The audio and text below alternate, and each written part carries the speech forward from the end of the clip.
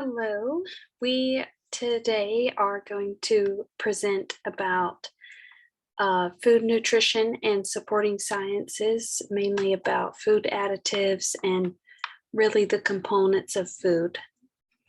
It's important for dietitians to know about the components of food so they can teach about that and to answer questions and to have a good background on what is in food and what makes it work the way we want it to.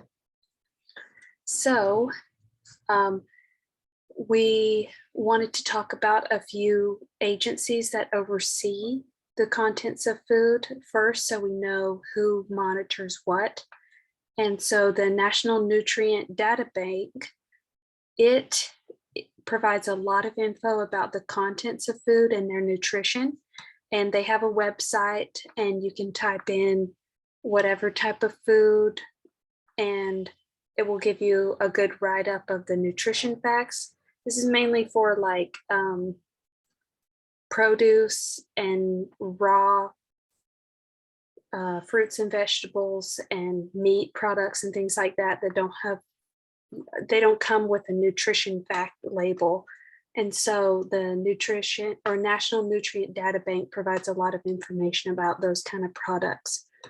And then the USDA oversees all things agriculture and regulates agriculture so that the food that comes from the agriculture industry is the way we want it to be, is healthy and safe, and that they have the labeling that reflects what has happened to the food during the growing process and things like that. So the USDA oversees all the food we eat because it oversees it from the beginning of the growing process. Now, the FDA regulates food additives, and they are in charge of making sure that food additives are safe, and they approve or disapprove of certain additives. And all the additives that we have in food sold in the US those additives are approved by the FDA, and they're generally recognized as safe.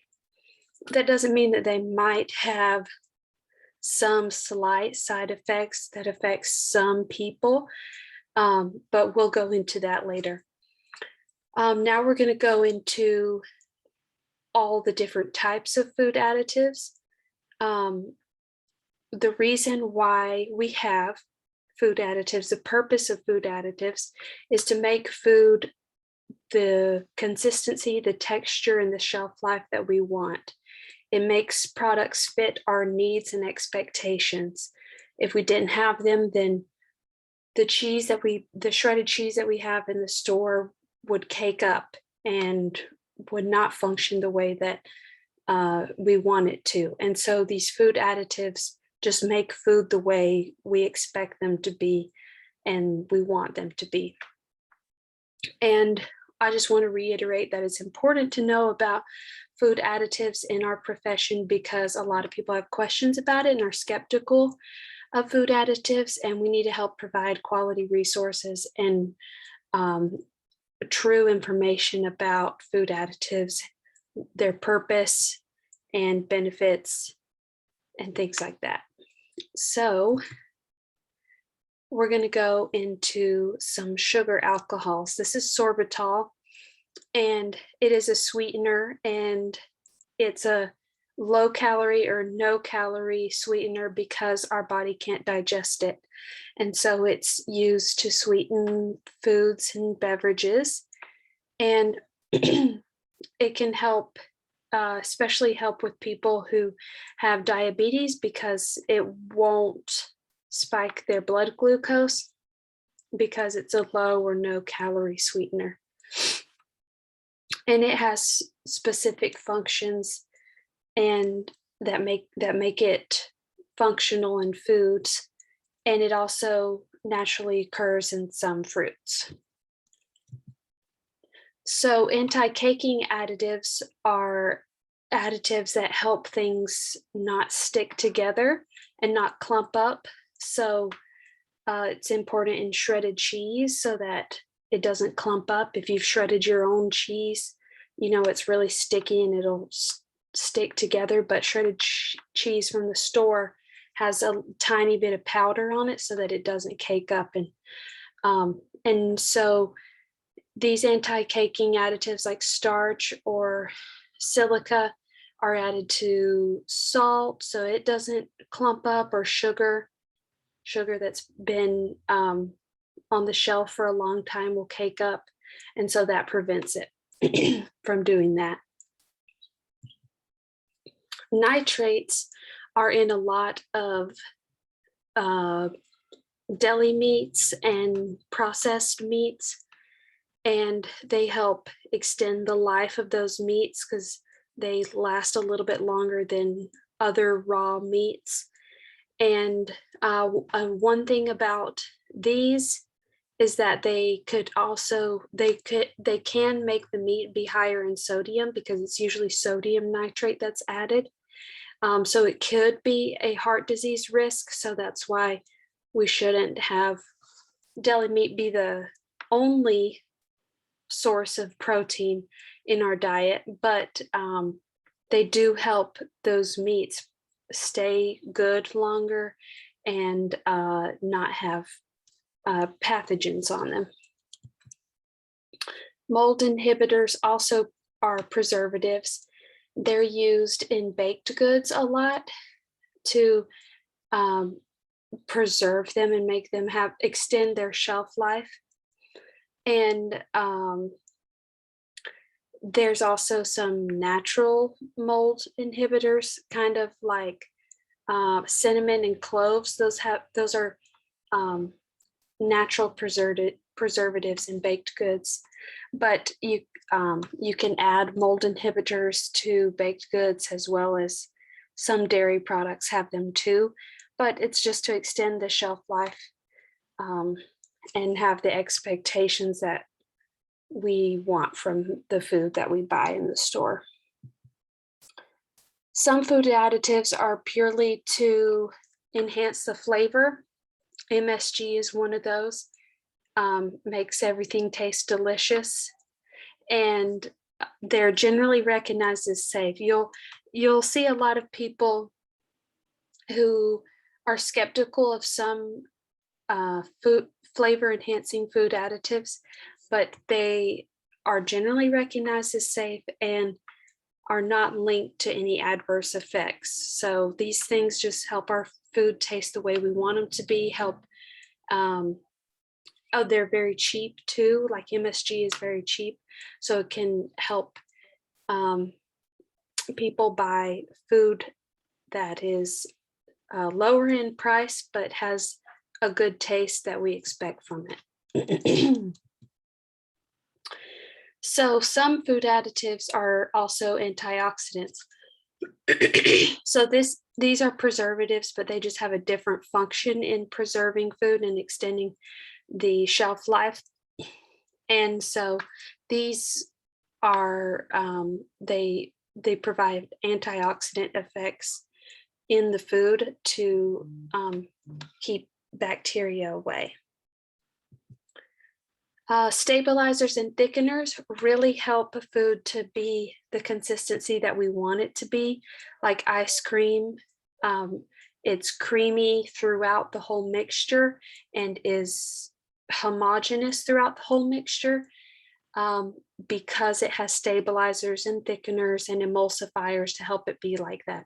And ranch dressing, if it didn't have, and other salad dressings, if it didn't have these additives, then it wouldn't be homogeneous and it wouldn't have the consistency and uniformity that we expect from it.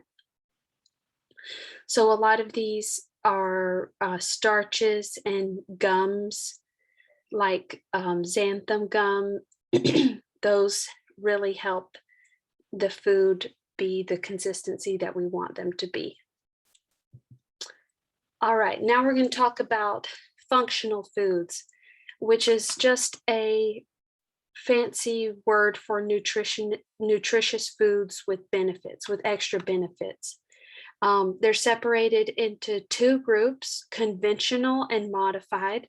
Conventional functional foods have nutrition that occurs naturally, extra nutrition that occurs naturally. And then modified functional foods are fortified foods that are fortified with extra vitamins and minerals to be more nutritious. So conventional functional foods are fruits and vegetables that are high in vitamins and minerals. One functional food ingredient that's in wine and grapes and cranberries and other berries is resveratrol, and it can help decrease inflammation. There's a lot of other food ingredients, functional food ingredients that also help lower inflammation, such as omega-3 fatty acids, which are found in chia seeds and fish and seafood products. And then on the other hand, functional foods are modified to be fortified.